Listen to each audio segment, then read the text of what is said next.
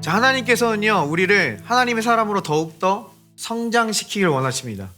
하나님께서 우리의 삶 속에 그분이 주신 비전과 목적에 따라 우리의 삶이 더욱더 견고하게 서길 원하십니다. 근데 우리의 원수 마귀는 우리가 움츠려들길 원하고 두려워하길 원하고 좌절하고 쓰러져 있길 원한다라는 거예요. 특별히 우리가 잘못된 믿음을 가지고 있을 때 이 원수의 전략에 걸려들기 쉽습니다. 특별히 성경 말씀을 오해해서 생기는 잘못된 믿음들이 있어요. 특별히 야고보서 말씀 가운데 우리가 좀 위축되게 하고 두려워하게 하는 말씀이 있습니다. 우리가 이것을 올바로 이해함으로 우리의 삶 속에 예비하신 하나님의 놀라운 구원의 은혜들을 우리가 충만히 누리게 되길 원합니다. 야고보서 3장 1절 말씀으로 바로 가보도록 하겠습니다. 내 형제들아, 너희는 선생된 우리가 더 큰 심판을 받을 줄 알고 선생이 많이 되지 말라. 와, 이거 딱 보면은 무섭습니다. 이거 괜히 이거 복음 잘못 전했다가 이거 큰 심판 받는 거 아닌가? 이거 괜히 이거 말씀 잘못 가르치고 잘못 전했다가 이거 더 큰 하나님의 벌을 받는 거 아닌가라는 그러한 두려움과 위협이 우리에게 다가올 수 있어요. 자, 그런데 보면요, 이 성경은 굉장히 방대한 책입니다. 물론 우리가 이 말씀을 잘 연구하고 묵상하고 배워야 돼요. 자, 그런데 우리가 이것을 하나부터 열까지 모든 것을 다 알고 이해하지 못한다면, 그렇다면 말씀을 전할 수 없다라고 한다면 지금 여기 있는 우리 중 누구도 하나님의 말씀을 전하고 가르칠 수 없을 겁니다.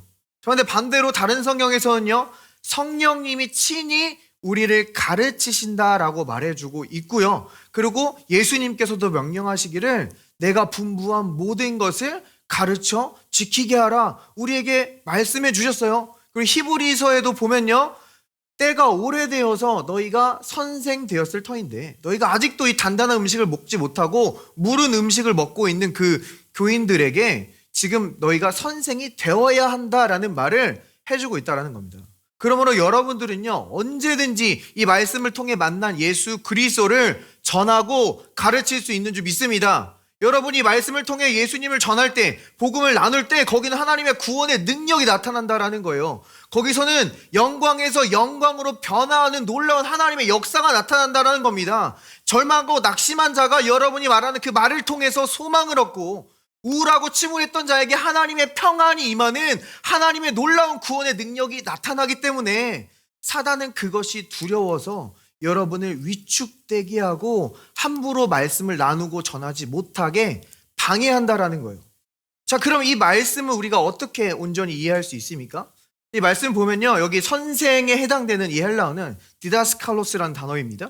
이 헬라어는요, 가르치는 자라는 그런 의미도 있지만 여기서는 어떤 랍비, 마스터, 주관자라는 그런 의미도 있어요. 그래서 율법의 주관자가 되어서 율법을 판단하고 해석하고 심지어 구전 율법을 만들어내는 그런 종교 지도자들도 가리킬 때 이 디다스칼로스라는 단어가 사용된다라는 겁니다. 자, 이러한 맥락에서요, 이 야고보서 바로 뒷장에서 또 동일한 맥락의 말을 우리에게 해주고 있거든요. 이것이 우리에게 큰 힌트를 줍니다.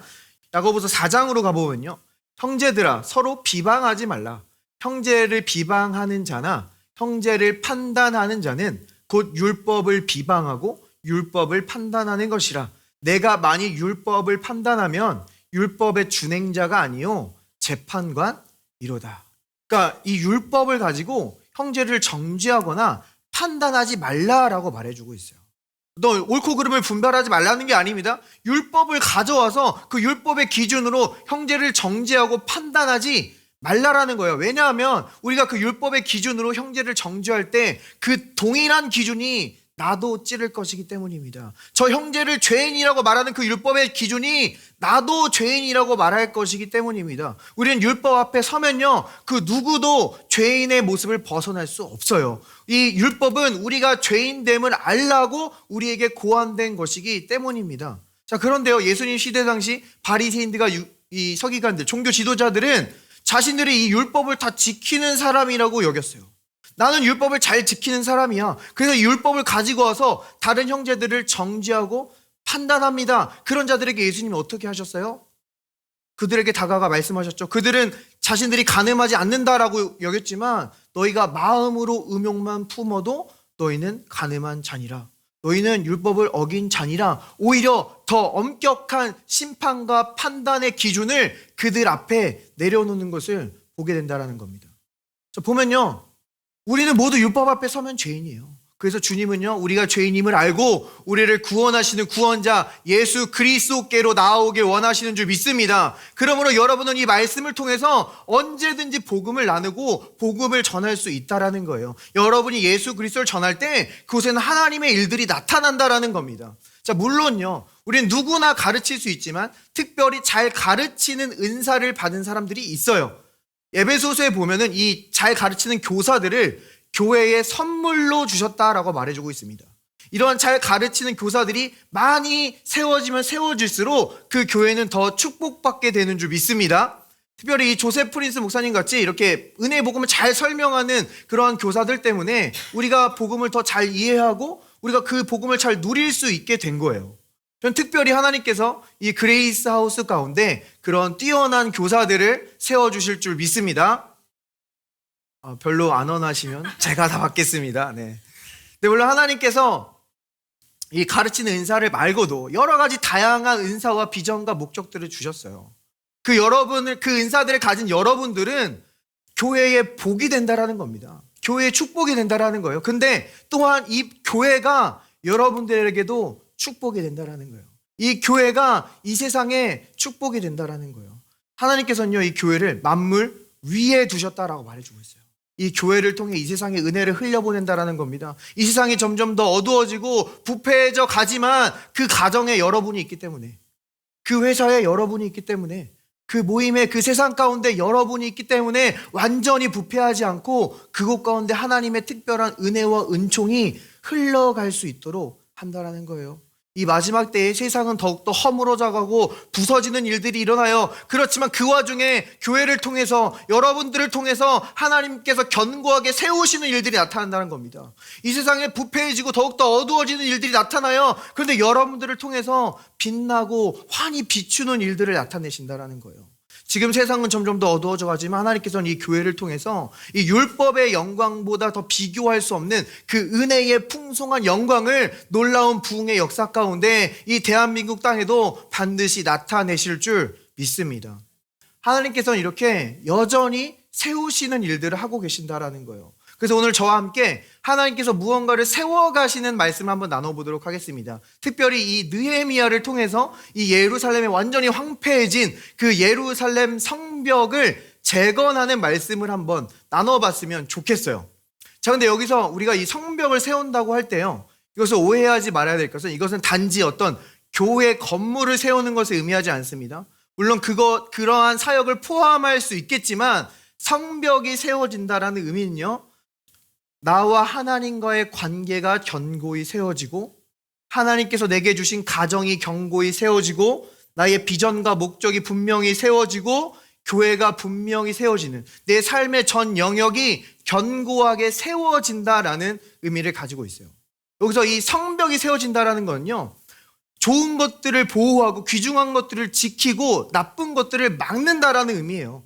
나쁜 것들을 지키고 좋은 것이 들어오는 걸 막는 게 아닙니다. 원수의 견고한 진과는 전혀 반대되는 개념이에요. 원수의 견고한 진은 우리 마음 가운데 상처와 아픔과 편견을 꼭 우리가 지키도록 해요. 그것을 놓아주지 않게 합니다. 그리고 하나님의 은혜와 그리스도의 복음이 들어오는 것을 막아요. 우리는 이 세상 가운데서 그런 일들을 볼 수 있어요. 가정을 무너뜨리고 질서를 파괴하는 그 비진리들을 꼭 붙잡고 예수님 얘기만 하면, 복음 얘기만 하면 그렇게 저항하고 거절하는 일들을 우리는 쉽게 발견할 수 있다라는 말입니다. 자, 그런데 이 이스라엘 실제 땅에서도요, 그 보안 장벽이 세워졌을 때 이 테러리즘이 점점 더 감소하는 것을 우리에게 보여주고 있어요. 마찬가지로요, 우리의 삶 속에 성벽이 세워진다라는 의미는 우리의 삶의 전 영역 가운데 구원의 일들이 세워지는 것인 줄 믿습니다. 특별히 이사야서에는요, 이 성벽에 대해서 이렇게 이야기하고 있어요. 다시는 강포한 일이 내 땅에 들리지 않을 것이요 황폐와 파멸이 내 국경 안에 다시 없을 것이며 내가 성벽을 구원이라 내 성문을 찬송이라 부를 것이라. 성벽을 뭐라고 부른다고 하고 있어요? 구원. 이 구원에 해당하는 히브리어 뭡니까? 예슈아, 우리 주님의 이름입니다. 그러니까 성벽이 세워진다는 건요, 우리 교회의 중심에 예수 그리스도가 온전히 세워지는 것인 줄 믿습니다. 우리의 가정 가운데, 우리의 결혼 가운데, 나의 비전 가운데 예수님이 온전히 세워진다는 거예요. 예수님이 임하신 곳에는 하나님의 특별한 보호하심이 있습니다. 왼쪽에서 1000명이, 오른쪽에서 10,000명이 쓰러지나 이 재앙이 우리에게 가까이 하지 못하는 하나님의 놀라운 은혜가 뒤따른다는 거예요. 그래서 사단은요, 우리의 삶 속에 성벽이 세워지길 원치 않습니다. 우리가 성벽을 세우려고 하면 그곳 가운데 다가와 방해한다라는 거예요. 우리가 저번 주에 이 골리앗과 다윗의 이야기를 통해서 원수가 어떠한 방식으로 우리 가운데 영적 전쟁을 일으키는지, 어떻게 다가오는지 말씀을 나눠봤습니다. 근데 저번 주 예배 가운데 저희에게도 살짝 전쟁이 있어서 아쉽게도 이 기술 문제로 이게 좀 녹화가 되지 않았어요. 그렇지만 그 말씀이 선포되는 것을 막을 수 없었고 은혜가 우리 가운데 역사하는 것을 막을 수 없었던 줄 믿습니다. 이 시간에도 이 주님의 말씀이 선포될 때에 원수의 견고한 지는 무너지고 우리 삶 가운데 하나님의 놀라운 구원의 일들이 세워지는 역사가 우리의 삶 가운데 더욱 풍성하게 일어날 줄 믿습니다. 네, 저희가 첫 번째로 나눠볼 주제는요, 우리가 성벽을 세울 때 원수의 방해가 시작된다라는 거예요.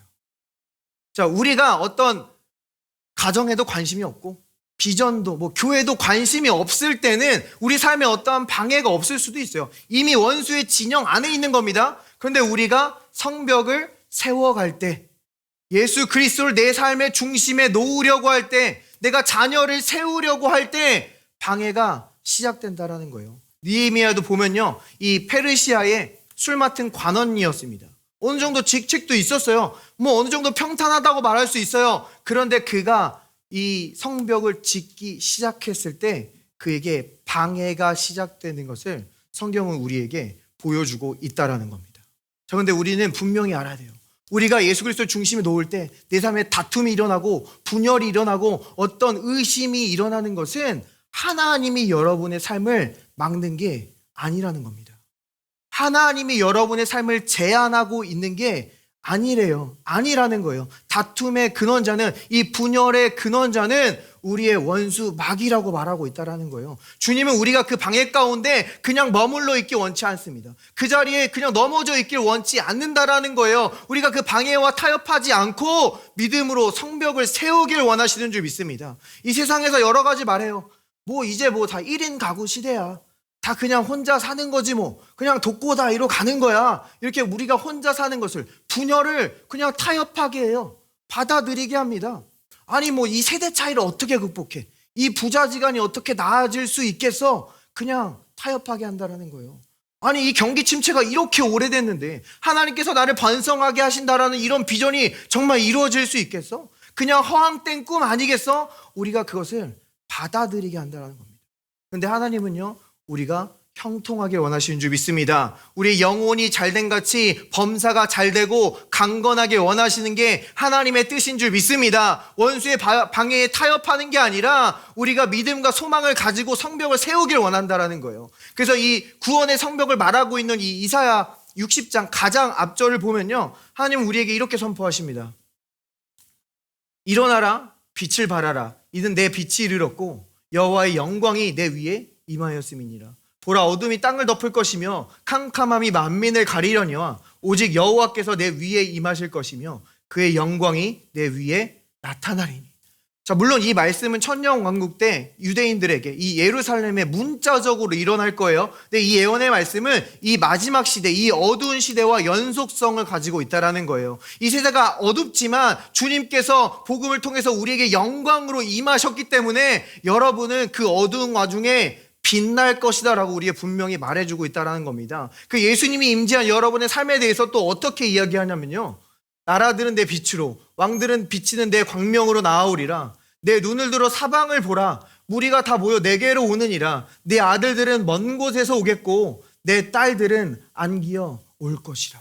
이 어두운 가운데 여러분들에게는 빛이 있기 때문에, 예수 그리스도의 임재가 있기 때문에 여러분들을 보고 주님께로 안 믿는 자들이 돌아오게 될 것이다. 이 마지막 때의 부흥을 우리에게 분명히 말씀하고 계신 줄 믿습니다. 또한 지금 자녀들이 돌아와요. 아들들이 돌아와요. 딸들이 돌아옵니다. 가정이 회복되어 온전한 샬롬이 우리에게 몰려오는 것을 주님이 우리가 분명히 믿고 소망하길 원하시는 줄 믿습니다. 또 나아가 성경은 우리에게 이렇게 선포합니다. 그때 내가 보고 기쁜 빛을 내며 내 마음이 놀라고 또 화창하리니 이는 바다의 부가 내게로 돌아오며 이방 나라들의 재물이 내게로 옴이라.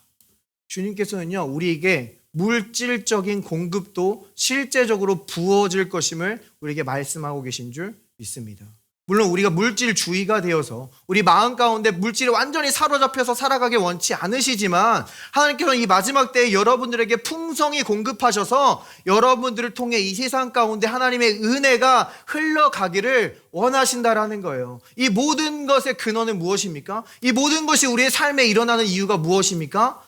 예수님께서 십자가에서 우리의 모든 죄를 지시고 죽으셨고 사망을 이기시고 부활하셔서 영광 받으셨고 그 영광이 우리에게 복음을 통해 임하였기 때문에 이 모든 언약의 말씀이 우리에게 예스가 되고 성취가 되는 것인 줄 믿습니다. 나아가 성경은 우리에게 또한 이렇게 이야기해요. 내 성문은 항상 열려 주여로 닫히지 아니하리니 이는 사람들이 내게로 이방 나라들의 재물을 가져오며 그들의 왕들을 포로로 이끌어 옴이라.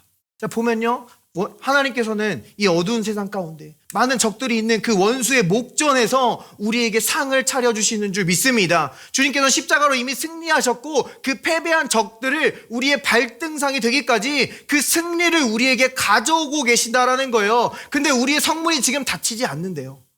이 말은 무슨 말입니까? 주님께서 우리에게 크게 한번 은혜를 주셨으면 그걸로 한번 잘 유지해봐라, 버텨봐라 하는 게 아니라 끊임없이 은혜가 공급된다라는 겁니다.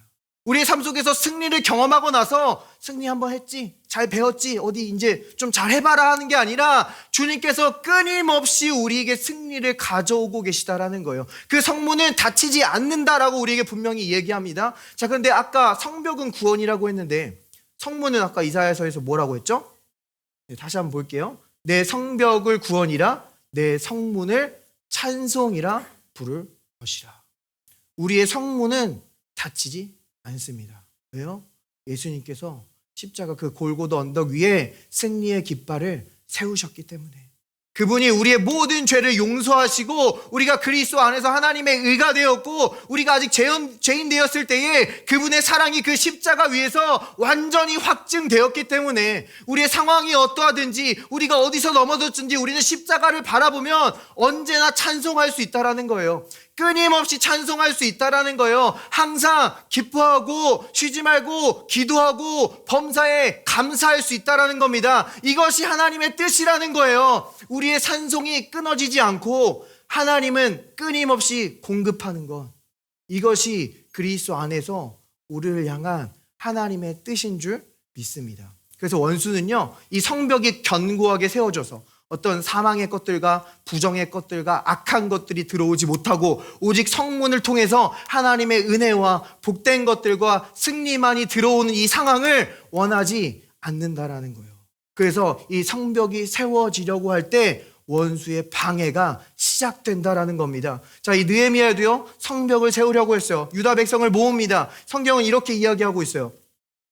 후에 그들에게 이르기를 우리가 당한 공경은 너희도 보고 있는 바라. 예루살렘이 황폐하고 성문이 불탔으니 자, 예루살렘 성을 건축하여 다시 수치를 당하지 말자 하고, 또 그들에게 하나님의 선한 손이 나를 도우신 일과 왕이 내게 이른 말씀을 전하였더니 그들의 말이 일어나 건축하자 하고 모두 힘을 내어 이 선한 일을 하려 하매. 자, 이제 힘을 냅니다. 선한 일을 시작하려고 해요. 분명히 좋은 일이에요. 근데 어떻게 돼요? 호론 사람 산발락과 종이었던 암몬 사람 도비아와 아라비아 사람 게셈이 이 말을 듣고 우리를 업신여기고 우리를 비웃어 이르되 너희가 하는 일이 무엇이냐? 너희가 왕을 배반하고자 하느냐? 하기로. 여러분이 성전 건축을 시작할 때 원수는 다가와 여러분을 비웃고 조롱하고 업신여긴다라는 겁니다. 너희가 지금 스스로 견고해지려 하느냐? 여호가 올라가도 그 성벽은 무너지리라. 업신여긴다라는 거예요. 여러분이 이제 자녀와의 관계를 세우려고 이제 하루에 5분이라도 기도하고 성경을 보는 시간을 가지려고 할 때 다른 가족 구성원이 와서 놀릴 수 있어요. 네가 무슨 기도야? 여러분이 직장에서 밥을 먹기 전에 주님과의 임재의 시간을 가지고 기도하려고 할 때 다른 동료가 와서 얘기할 수 있어요. 너가 무슨 교회를 다닌다고 그래? 또 하나님께서 여러분에게 주신 비전과 목적을 갖고 새로 꿈을 꾸기 시작합니다. 뭔가를 시작하려고 해요. 그럼 또 친구가 와서 이야기해요. 꿈 깨. 너의 삶에서 그런 일은 일어날 수가 없어. 조롱하고 비웃는다는 거예요. 우리가 위축되고 우리가 작게 돼서 그것을 포기하게 하려고 하기 때문이에요.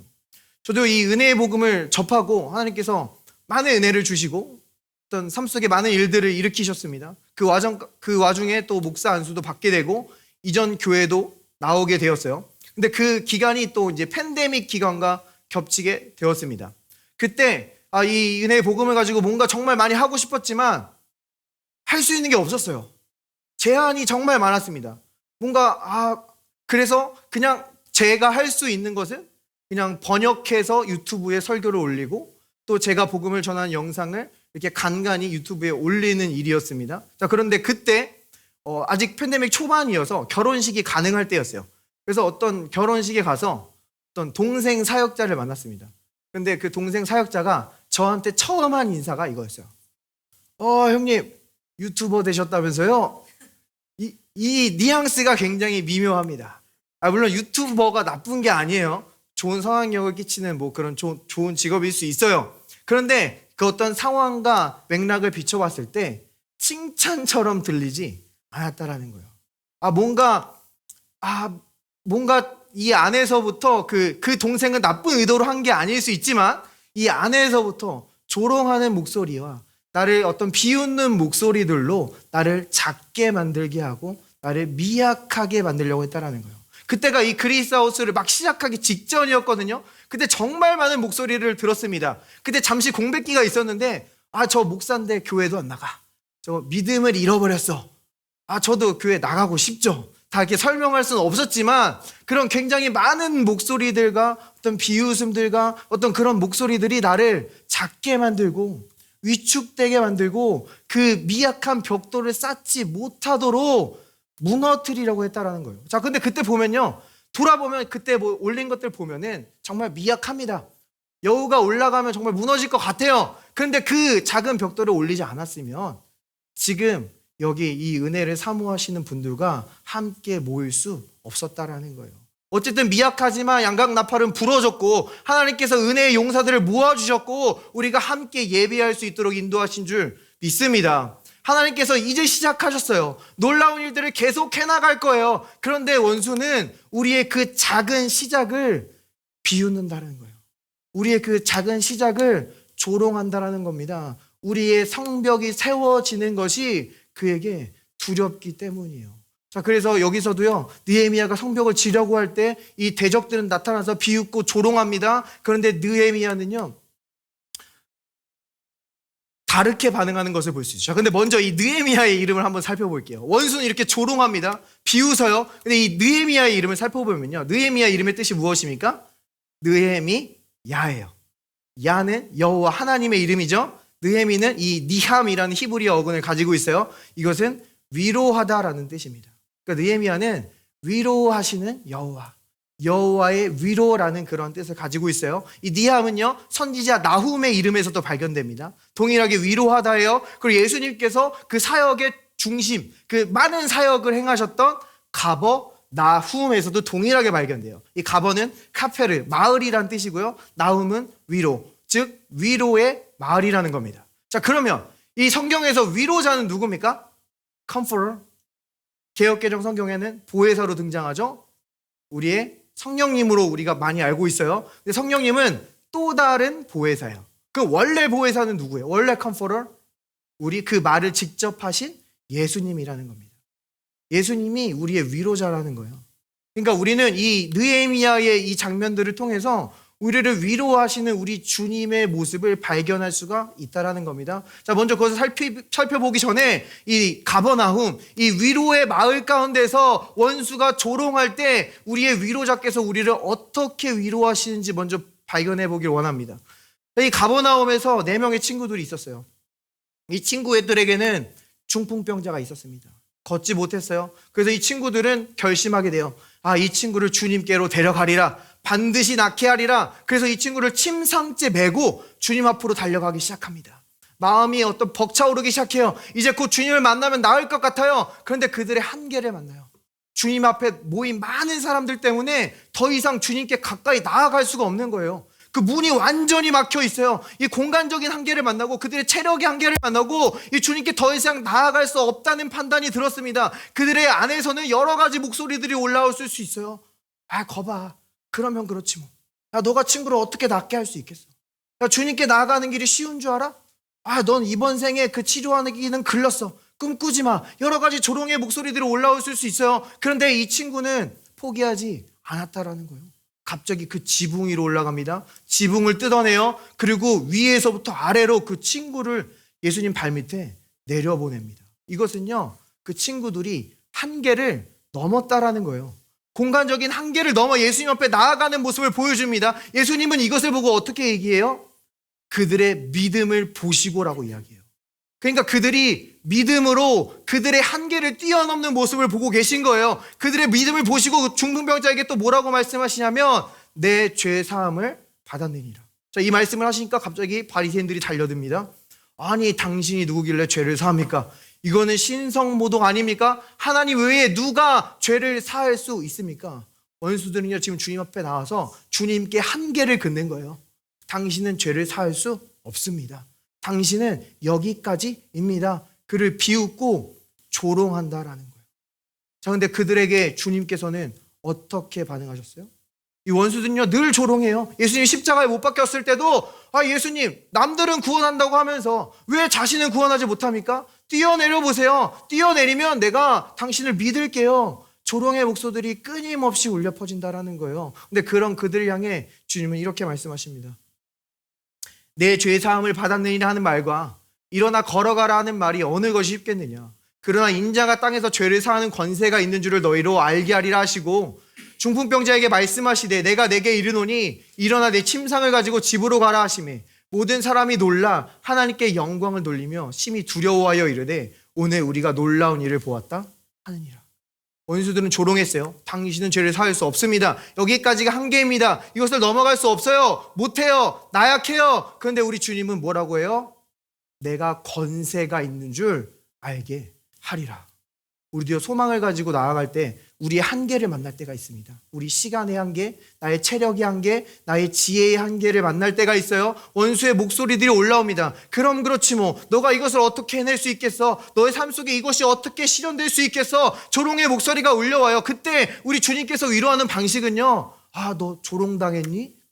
아이고 원수가 너를 비웃었니? 우리의 마음을 단지 위로하시는 게 아니라 우리 주님의 방식은 뭐라고요?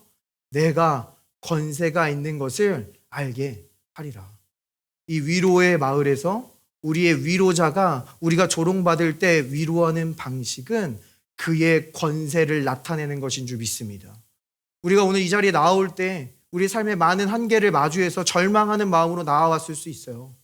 원수들이 이번 한 주 여러분들을 조롱했을 수 있습니다. 그런데 주님께서 여러분에게 말씀하십니다. 내가 권세가 있는 줄 알게 하리라. 주님께서는 그 권세로 여러분들을 일으키시고 하나님의 놀라운 일들을 보게 하시고 그분께 영광 돌리며 이 자리를 떠나게 하실 줄 믿습니다. 이게 우리의 위로자가 위로하는 방식이라는 거예요. 자, 그래서 이런 위로가 이렇게 위로자는 세워주는 일을 하고 있어요. 성벽을 세울 때 우리를 위로해서 그분의 권세로 우리의 구원의 성벽을 이루어 가십니다. 원수는 조롱해 우리를 두렵게 해요. 그래서 느헤미야도 이렇게 담대하게 말하며 나아가는 것을 보게 돼요. 내가 그들에게 대답하여 이르되 하늘의 하나님이 우리를 형통하게 하시리니 그의 종들인 우리가 일어나 건축하려니와 오직 너희에게는 예루살렘에서 아무 기업도 없고 권리도 없고 기억되는 바도 없다 하였느니라. 맞아요. 원수의 말대로 우리는 미약할 수 있어요.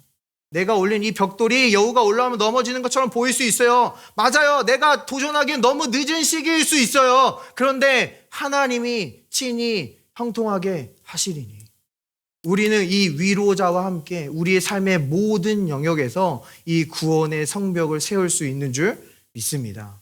구원의 성벽이 계속해서 세워져 갑니다. 느헤미야의 이 말을 듣고 사람들이 몰려오기 시작해요. 자, 그런데 하나님께서 이 성벽이 세워질 때 이 성벽 세우는 그 장면을 굉장히 세세하게 묘사하고 있다는 거예요. 누가 어떻게 어디를 무엇을 지었는지 굉장히 세세하게 기록합니다. 우리 그 바로 앞절만 한번 볼게요.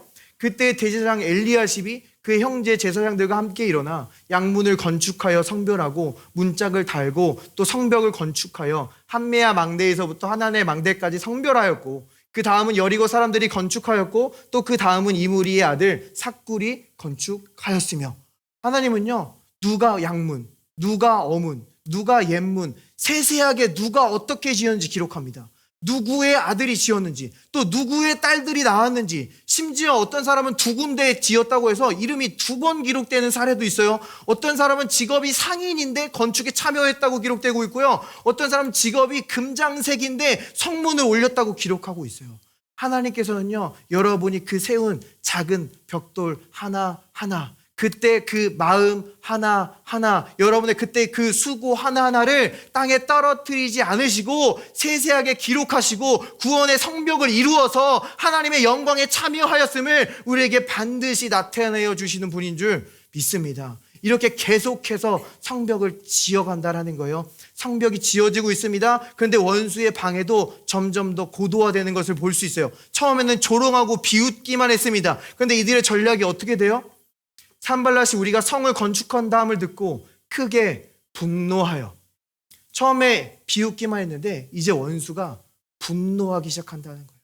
내게 분노하는 자들이 나타납니다. 내가 더 위축되고 두려워지게 한다는 거예요. 근데 단지 분노해서 끝나는 게 아니에요. 이어서 원수의 전략은 이렇게 발전됩니다. 산발랏과 도비아와 아라비아 사람들과 암몬 사람들과 아소 사람들이 예루살렘 성이 중수되어 그 허물어진 틈이 메꾸어져 간다함을 듣고 심히 분노하여 다 함께 꾀하기를 예루살렘으로 가서 치고 그것을 요란하게 하자 하기로. 보면요 실제로 치고 요란하게 한다는 거예요. 실제로 원수들은요 사람들을 통해서 상황들을 통해서 우리를 멈추게 방해할 수 있다는 거예요. 우리를 완전히 낙담하게 할 수 있다는 거예요. 자, 그런데 우리에게 안심이 되는 것은요 성경에서 교회인 여러분을 공격하는 것은 복음을 나르고 있고 하나님의 가정을 세우고 있는 여러분을 공격하는 것은 그 자신을 공격하고 아프게 하는 것과 다름이 없다라고 우리에게 말해주고 있습니다. 자, 사도 바울이요 이 그리스도인들을 핍박할 때 예수님께서 뭐라고 하셨어요? 왜 나를 핍박하느냐라고 말해요. 그러니까 여러분들을 향한 공격은 예수님을 향한 공격으로 간주한다라는 거예요. 그것도 사도 바울에게 이야기하기를 가시체 뒷발질하기가 내게 수곤이라라고 말해요. 이 표현은 뭐냐면요 왜 너가 너를 아프게 하느냐라는 말이에요. 원수가 여러분을 공격할 때 결국 그것은 원수를 아프게 하고 핍박하는 것이라고 우리에게 분명히 말해주고 있다는 겁니다. 하나님께서는요 이 아나니아와 삽비라가 교회를 다른 속임수를 가지고 들어왔을 때 그들을 가만두지 않았어요. 말 그대로 없애주셨습니다. 사도 바울과 어떤 마술사가 만났을 때 그가 평상시에 그냥 마술을 하고 있을 때 그것도 죄악이지만 하나님께서 건들지 않았어요. 그런데 그 마술로 복음을 방해할 때 말 그대로 그를 없애주셨다는 거예요. 그러니까 주님께서는요 친히 우리의 성벽이 되어주셔서 우리를 지키시고 보호하시기에 우리는 원수의 공격 가운데도 담대히 나아갈 수 있는 줄 믿습니다. 자, 그런데 이러한 핍박과 박해는 한계가 있어요. 우리를 더욱더 강하게 합니다. 하나님의 보호의 손길이 더욱더 끼쳐요. 그러니까 원수의 이 전략은 또 어떻게 바뀌냐면요 이렇게 발전됩니다.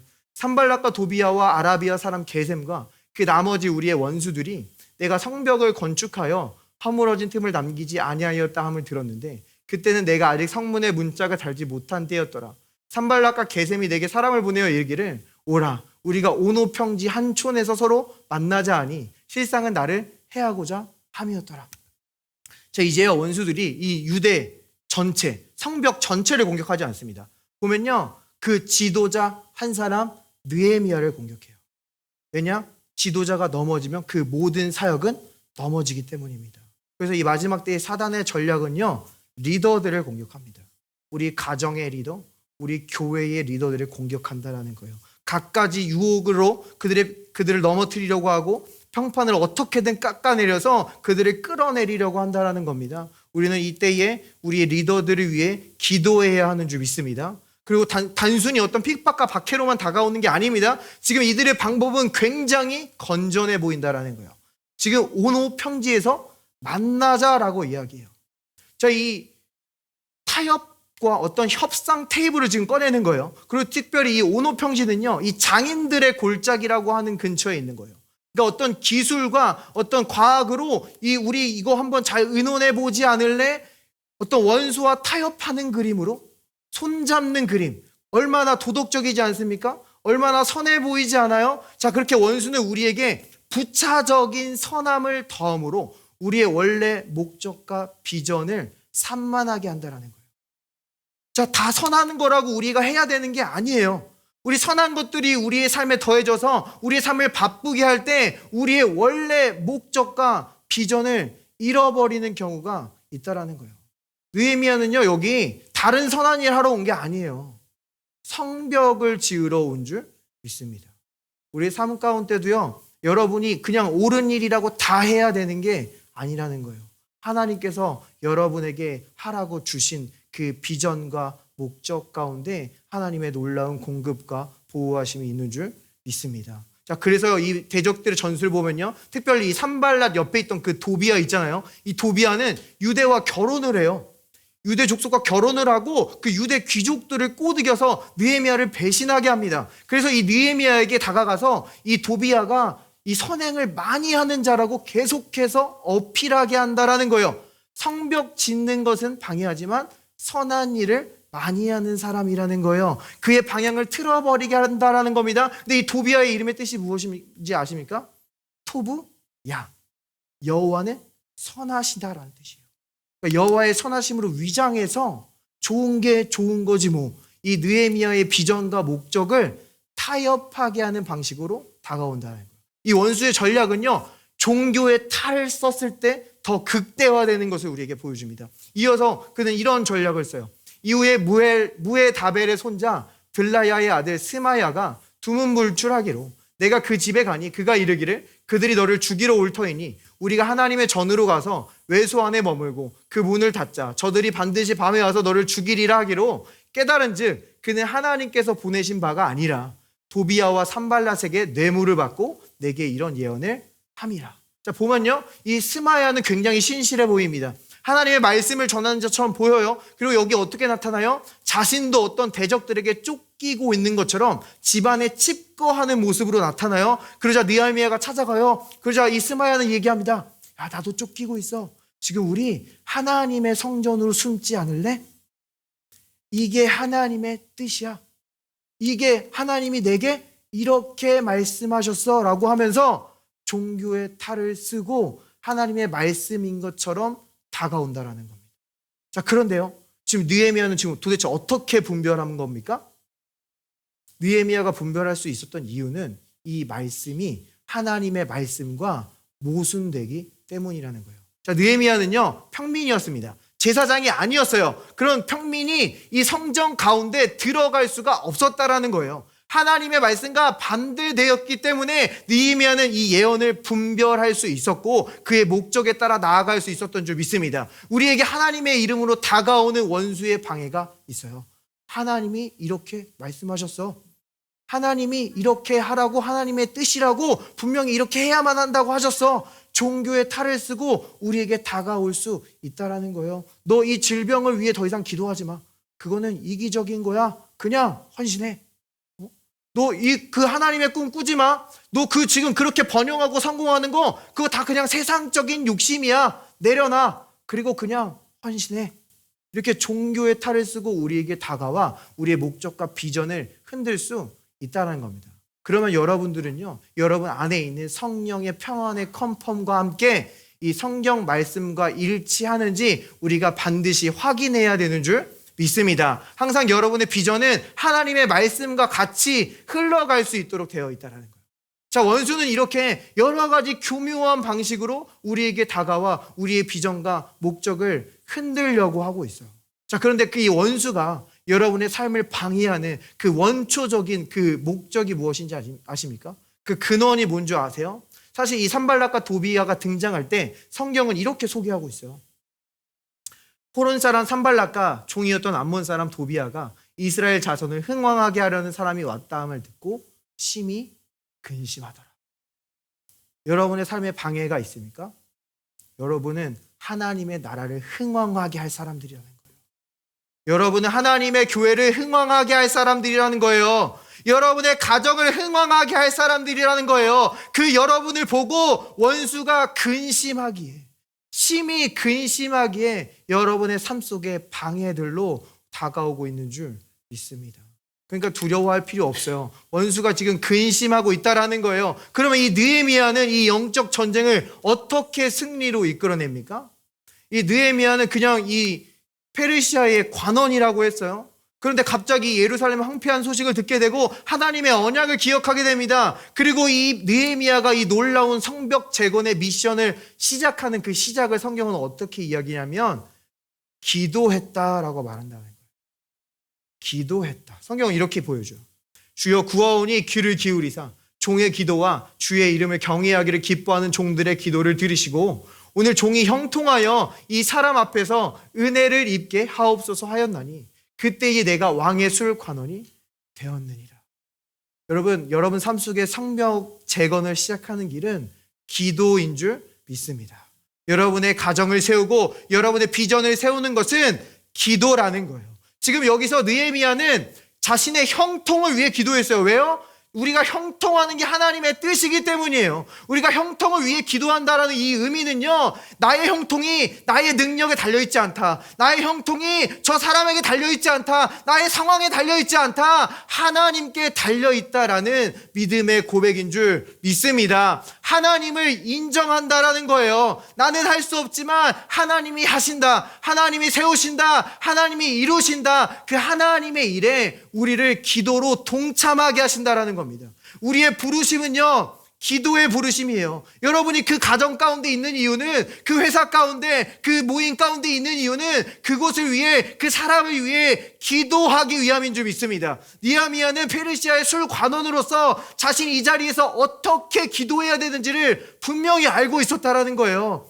그 자리에서 그가 기도할 때 이 왕에게 호의를 입게 되고 왕이 예루살렘과 그 느헤미야의 자초지정을 묻게 되고 왕은 내가 너를 위해 무엇 해주기를 원하느냐 묻게 되는 놀라운 상황까지 인도됩니다. 이 결정적인 순간에 느헤미야는 또 뭐해요?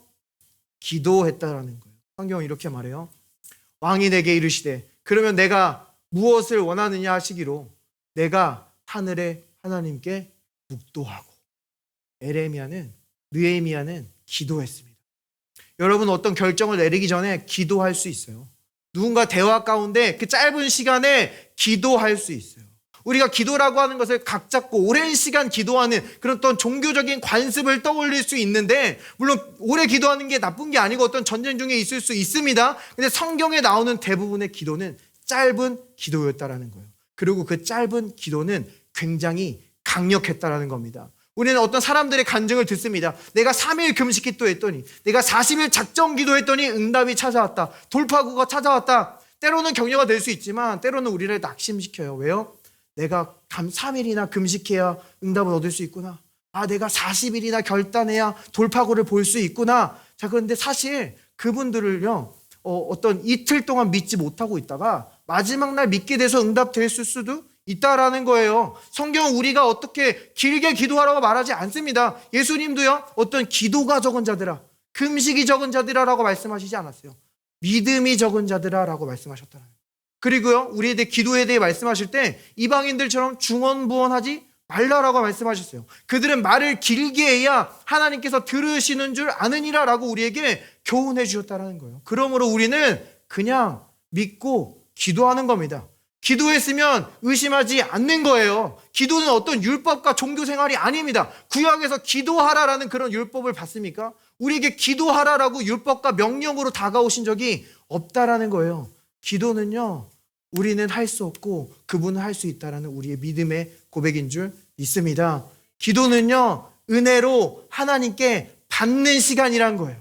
하나님께서 우리에게 반복되는 기도를 시키실 때도 있어요. 우리를 고생시키기 위함이 아닙니다. 우리와 교제하기 위함인 줄 믿습니다. 사랑하는 사람과 많은 대화를 하고 싶듯이 우리와 교제하고 싶은 거예요. 하나님께서 우리에게 언약을 주시고 약속을 주셨으면 우리는 기도하지 않아도 되는 겁니까? 아니라는 거예요. 하나님께서는 70년 뒤에 바벨론에서 이스라엘 백성들이 돌아올 것을 언약하셨어요. 약속하셨지만 다니엘 선지자는 그때가 됐을 때 뭐 하고 있었어요? 기도하고 있었다는 거예요. 우리가 기도할 때 그 하나님의 놀라운 언약의 성취에 우리를 참여시켜 주신다라는 겁니다. 우리 말씀을 마무리했으면 좋겠어요. 어떤 분들은 이 기도에 선한 싸움이 있는지 모르고 기도하다가 금방 응답이 오지 않을 때 포기하고 넘어지는 경우들이 있습니다. 성경은요, 믿음에 선한 싸움이 있다라고 우리에게 말해주고 있어요. 올해를 시작했을 때 하나님께서 여러분에게 주신 기도 제목들과 소원들이 있을 수 있어요. 그것들을 위해 기도했지만, 내가 믿음으로 나아갔지만 그 진행이 너무 더디고 내 삶에 나타나는 것이 너무 더뎌서 믿는 것을 포기하고 기도하는 것을 내려놨을 수 있어요. 자, 근데 분명한 것은요, 우리가 믿지 않는다고, 방해가 나타나서 어려워서 내가 이제 기도하는 것을 멈췄다고 내 삶이 나아지지 않는다라는 거예요. 우리가 나아가는 게 리스크가 있다고, 위험하다고, 도전이라고, 제자리에 머물러 있다고 내 삶의 평안이 임하지 않는다라는 겁니다. 느헤미야는요, 기도했어요. 방해가 있을 때 기도했습니다. 왕의 공급이 몰려옵니다. 적들이 방해가 일어나요. 그래도 기도했습니다. 하나님이여, 나의 손을 능하게 하옵소서. 주여, 나를 기억하시고 복을 주옵소서. 이 느헤미야서는요, 이 느헤미야의 짧은 기도가 곳곳에 계속해서 등장한다는 거예요. 느헤미야는 기도했고 결국 승리했고 성벽은 세워졌고 언약은 성취된 줄 믿습니다. 간구하는 자들이 주님께 말하는 그 모든 기도는요, 하나님께 반드시 응답된다라는 거예요. 우리 주님도요, 늘 기도하셨어요. 이 하나님과 늘 교제하고 하나님께 받은 것으로 행하셨다라는 거예요. 예수님은 결국 기도하심으로 이 골고다의 십자가도 이기시고 우리의 구원을 완성하여 주신 줄 믿습니다. 그리고 우리의 삶의 구원의 성벽을 이미 세워주셨어요. 우리의 성벽을 세워주시고 우리를 그 위에 파수꾼으로 세워주셨습니다. 자, 마지막이에요. 이 파수꾼에 대한 말씀은 우리의 기도의 역할을 우리에게 분명히 보여주고 있어요. 이사야서 말씀입니다. 예루살렘이여, 내가 너의 성벽 위에 파수꾼을 세우고 그들로 하여금 주여로 계속 잠잠하지 않게 하였느니라. 너희 여호와로 기억하게 하는 자들아, 너희는 쉬지 말며. 자, 파수꾼은 성벽 위에서 뭐 하는 자들이에요? 성문으로 몰려오는 것들을 바라보는 자들이에요. 자, 근데 아까 하나님께서 성문으로 뭘 가져오신다고 했어요? 원수들을 패배시키고 승리를 가져오고 계십니다. 이방의 재물들을 몰고 오고 계십니다. 하나님의 놀라운 구원의 일이 몰려오는 것을 바라보는 자들이라는 거예요. 자, 근데 여기 파수꾼을요, 이 NET 버전 성경에서 어떻게 묘사하고 있어요? 파수꾼은 뭐 하는 사람들이에요? 기도하는 자들이라는 거예요. 그러니까요, 우리가 기도할 때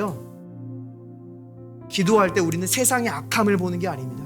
세상이 얼마나 심판받아야 되는지 보는 게 아니에요. 얼마나 멸망받아야 될지를 보는 게 아니에요. 우리는 기도할 때 하나님께서 놀랍게 몰고 오고 계시는 하나님의 구원의 일들을 바라보게 되는 줄 믿습니다. 우리가 측량할 수 없고 우리가 미처 생각하지 못한 하나님의 선한 일들이 우리가 기도하는 가운데 몰려오는 것을 볼 수 있게 된다라는 거예요. 자, 그런데 이 파수꾼을 또 이 개역개정은 어떻게 설명해요? 여호와로 기억하게 하는 자들이라고 설명해요. 여기서 기억하게 하다라는 이 말은요, 여호와께서 언약을 기억할 때 사용된다는 단어예요. 우리가 기도할 때 하나님은 언약을 기억하신다는 거예요. 예수 그리스도의 피가 흘려졌고 우리의 죄는 용서받았고 우리는 그리스도 안에서 하나님의 의가 되었으므로 그 의인에 해당하는 모든 은총을 부어 주시옵소서. 우리가 예수의 이름으로 기도할 때 주님은 언약을 기억하시고 우리의 모든 기도에 응답하시는 줄 믿습니다. 우리 시간 2024년이 얼마 남지 않았어요. 2025년이 오고 있습니다. 2025년을 우리 기도로 맞이했으면 좋겠습니다. 우리 안에 주시는 새로운 갈망들이 있어요. 새로운 소원들이 있어요. 내가 이것을 기도한다라는 것은, 이것을 소원한다는 것은 하나님께서 내게 그 소원을 두고 내 삶 속에 일하실 것을 우리에게 알려주시는 것인 줄 믿습니다. 시간 나눠드린 그 기도 용지에 우리의 기도 제목을 적었을 거예요. 아직 적지 못하신 분들은 이 마음 가운데 주님이 주시는 기도 제목을 가지고 주님께 나아갔으면 좋겠습니다. 주님, 내게 새로운 것을 보게 하십니다. 주님께서 2025년 가운데 또 내 삶 가운데, 내 가정 가운데, 내 직업 가운데 이루실 일들을 보게 하여 주시옵소서. 주님께서 저기서 몰고 오고 계시는 그 승리와 하늘의 공급을 보게 하여 주시옵소서. 우리가 기도하며 나아갈 때에 하나님께서는 언약을 기억하시고 모든 기도에 응답하여 주시는 줄 믿습니다. 우리 주님께 영어로 기도하며 나아가길 원합니다. Let us pray in spirit.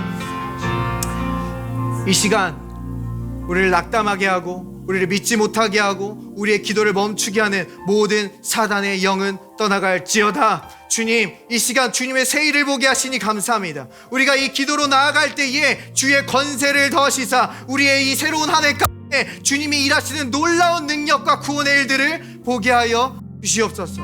We prayed in Jesus' name. Amen. 이 좋은 예수님을 아직 영접하지 않으신 분이 있다면 저와 함께 기도했으면 좋겠습니다. 주님, 주님께서 나의 모든 죄를 지시고 죽으시고 부활하심으로 나의 구원자가 되어주신 줄 믿습니다. 주님은 나의 위로자시요 구원자이십니다. 감사합니다. 예수님의 이름으로 기도합니다. 아멘. Praise the Lord.